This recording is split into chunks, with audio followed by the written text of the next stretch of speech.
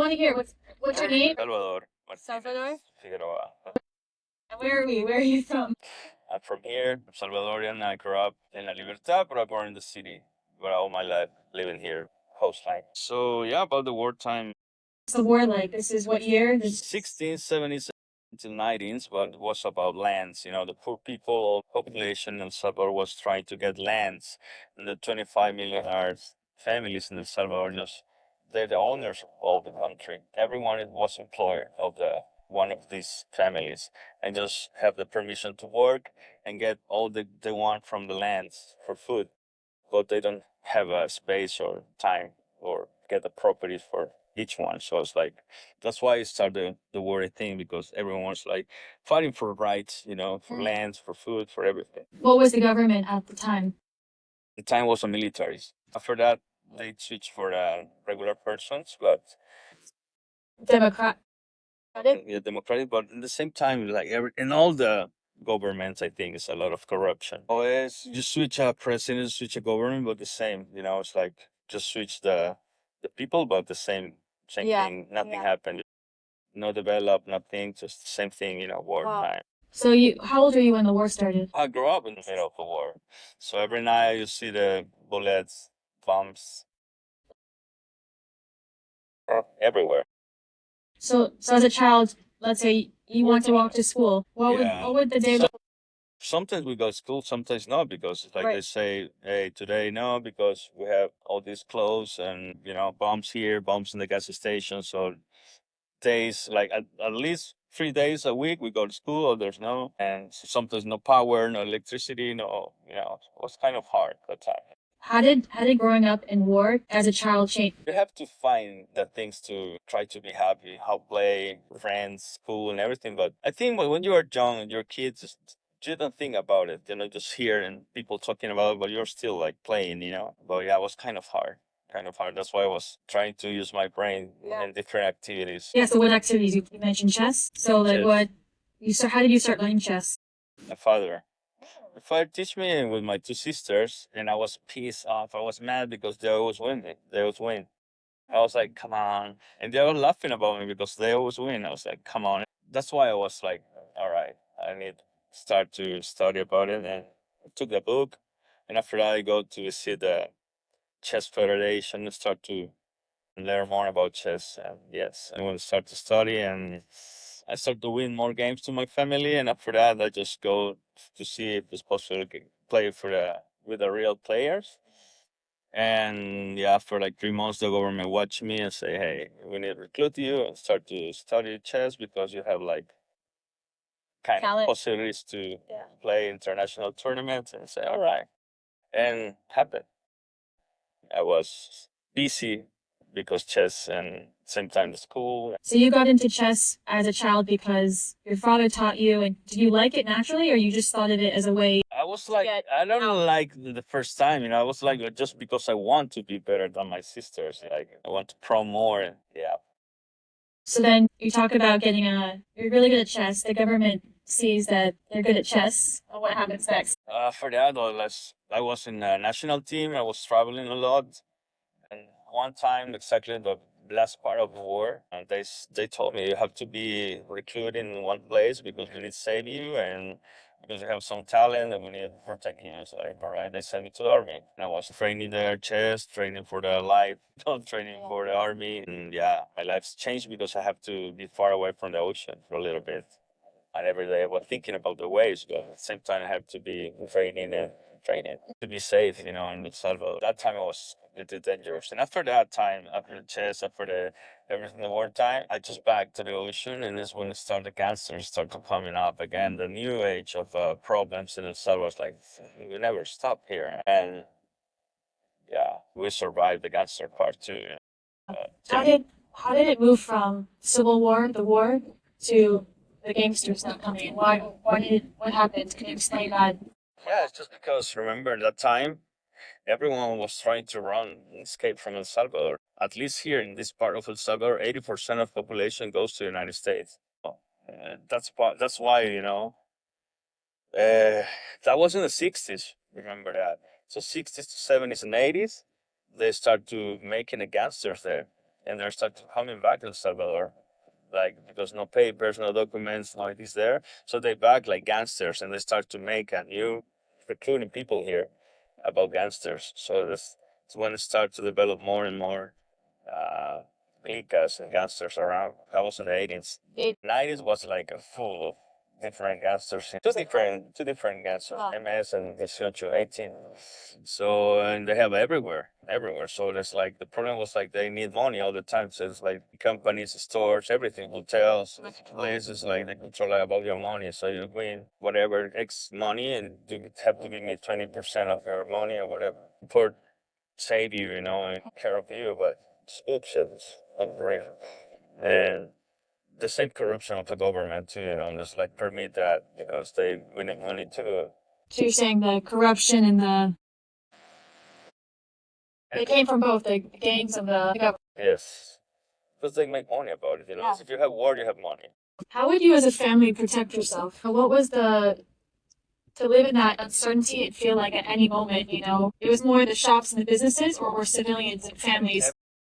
Everyone, it's like if you whatever you have a business or Yeah. or you can sell milk or bread or whatever, you have to pay for I don't know how far, but a percent of your money goes to these people, and the other part goes to the government. So it's like everyone is taking money. Or else what would happen? They kill you. They just give you one one. They just tell you one thing one time, and the second time just go for you. And that was really hard because I saw a lot of kids. So kids here, kids doing like the wrong thing. They kill people. They just rob you. They just try to scare you. And the gangsters, Yes, kids. How old? 12, 13. So they would recruit 12-year-olds to threaten, kill. Yes, if you want to be with the gangs, you have to kill someone to be part of. And it was crazy here because a lot of kids, so kids here, Kids you knew growing up? yes, it was like, yeah. Why do you think certain kids got involved and other kids didn't? Because it's easy way for everyone. You have money, you can get guns, you can get this. You don't need to go to school, so it's like simple life. And with the money, it's like so when you have a kid and you give all the $2,000, whatever you want to do, it's like still in jail or dead. I think it's no more around probably the dead or still in jail. No more gangsters anymore. You can be walking around all the places and so you can feel like it's safe. I can feel it. How do you now live your life that's different than what? Do you feel more at ease? Do you feel like people Super. can build their lives more? Yes, you can do now. Now you can do whatever you want, like a normal person in all the world.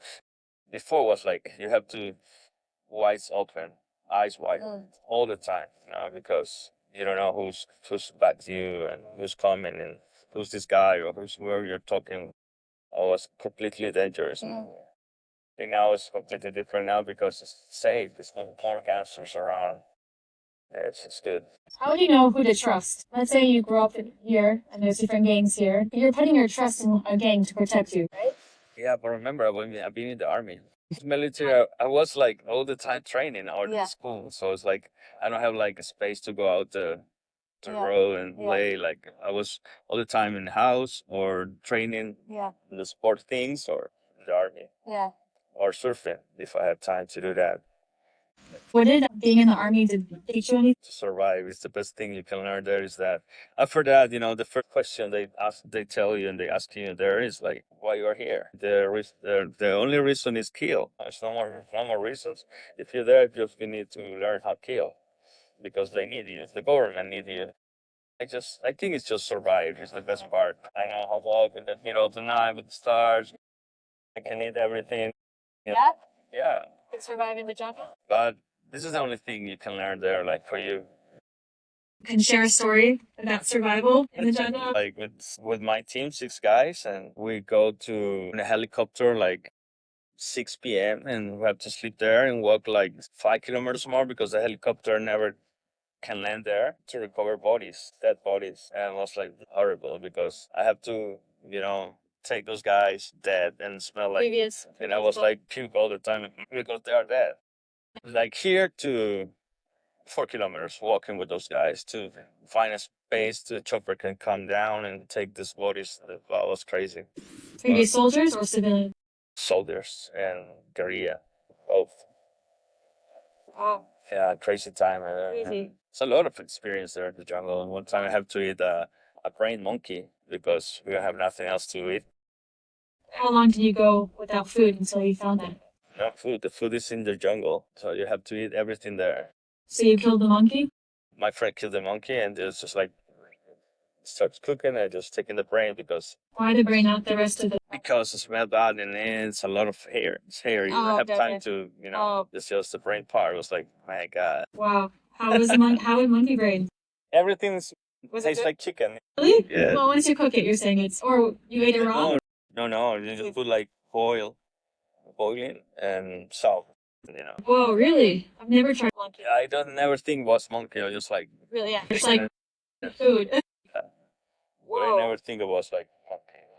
Have you ever tried any other crazy food? Snake and actually I was trying to survive with plants. You know how cote is? No. What's Cocote is a fruit plant from here and Mexico as well. It's a red thing. It's so beautiful and tasty, amazing. But I was eating the leaves because no, in that time don't have a fruit. I was eating the leaves because it's like lime. I was good. I was like Was it filling?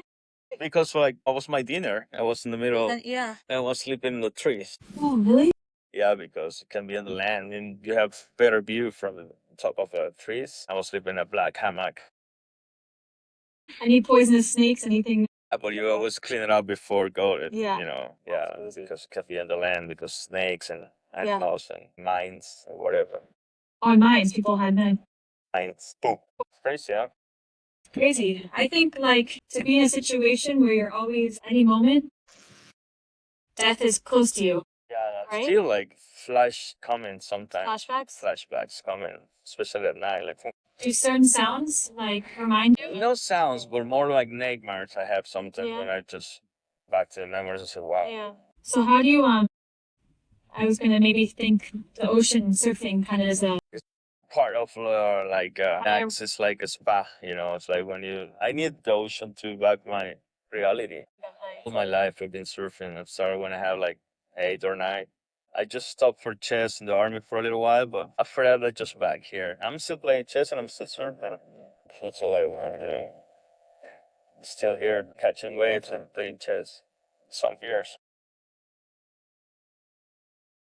Salvador, what do you want for your life? Surfing and just enjoy the time I have here in this crazy world. Nothing else is the only reason I'm here is just because I have to kill the life. Only life killed me. I have to. It means like I have to do everything every single day, like the last day, nonstop. Because this is the reason you're here to try to be happy. That's the reason we're here, just for happy. Try to be happy.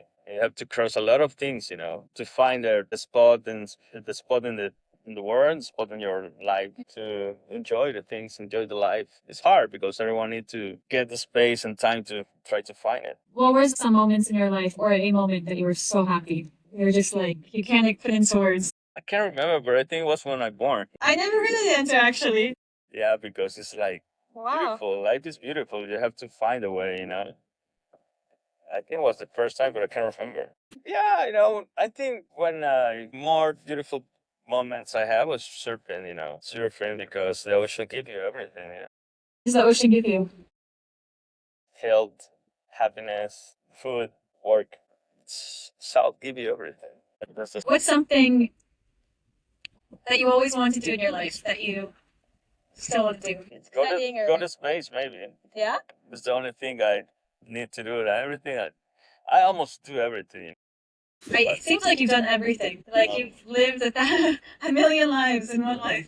A lot of things I did before, and I think I finished. It's like I'm jumped from the airplane, I'm surf, a lot of things. And I don't want to do any more than surf. Yeah. Surfing, chess, and a couple beers and Yeah. smoke some pot sometimes. It's okay. Basic. Yeah. We always chase things. I want to do this. So it's like now it's like all right. Yeah. I just want to be in peace in my hammock and coconut weed waves. Yeah. Simple life. That's my goal. And that's where you find your meaning, or there's no meaning. It's just about being. Like I think like I already finished everything I done. It's like I feel happy about it. Like You feel I can get everything I want here, Like, I'll talk money. I'll just talk about the basic things, the simple things in the life. Fresh fish, fresh seafood, and yeah, sure. does God play a role in your life? Of course, it's like the more strong, powerful, you can see it. God is there somewhere. You can feel it if you close your eyes and think about it half an hour. But it's not for everyone, It's you need to be in touch with your soul and your spiritual area spot to be in touch with a powerful power. It's like, but it's in you. It's just in you. It's just in It's you. in you Say God is in you. and everyone. But you need to open your mind, open your soul to be in touch with Him. Was God a part of your life throughout all your experiences in the army, chess? All the time, all the time. It's like I always say thank you for every day because it's a new experience, new day. You have to do, I think. If not, like, it's no reasons to be here, Like, you have to believe in something. It can be aliens, it can be God. What if somebody doesn't believe in anything? Just because they just don't have, like, the real meaning in their brain to say, yeah, life is for one reason, but they don't know the reason is try to be happy. It's the only thing you are here is to try to be happy. Really? Yes, I think it's like you can work for make money, you can work for travel. It's not it's not the places, it's you. You need to find a little spot. Happiness. You could describe When you can breathe and you can walk and you can whatever you do with your body, if you are in peace with your soul, that's the meaning. That's the thing, the happiness. Because you have the space and time to think about the life and think about the people and think about the really things you don't want and the things that are wrong and things that are good, the worst, in the world, the violence, all the people sickness in Africa and all the people is dying in war. So it's like, well, just for one reason, because the money is the reason in the world, the governments and the people make the money for share with the same people, but this is not happiness. Happiness is like, it's yours, your soul, your space, time in this world. That's what I think. a sense of peace, like in you, right? Yeah. And you said God's in you too. In you. So it's Everything is in you. It's just one little piece of this, a little piece of material in the world, in the space. And we are special for that reason because we don't understand sometimes we are special and we have to share every day this, it's like the world. The people use the word for other stuff for make money. And it's not the reason. I like that. I feel like you have a lot of gratitude for life. You appreciate things. And you have a sense of calm and peace, and especially given all the things you've experienced in your life, all the ups and downs, and it was challenging growing up here, I imagine, the army, and Crazy stuff, crazy things, but it's just you because you're learning every day. You're learning every single day. yeah. Life is really short. You don't know how. It can be that bullet coming from the air, can be the wave, can be a sickness, can be everything. We don't, You just say bye and see you in the next life. But that's why we have to enjoy every time, every day in this world. Doesn't matter where. You, your soul, and your life. Who is Salvador? Who are you? Who do you think you are? Who do you feel like you are at your I think I'm a piece of material in the world, but I just try to be better every day, better than yesterday. That's it. Simple life. It's a piece of soul walking around, but with the good feelings. Thank you.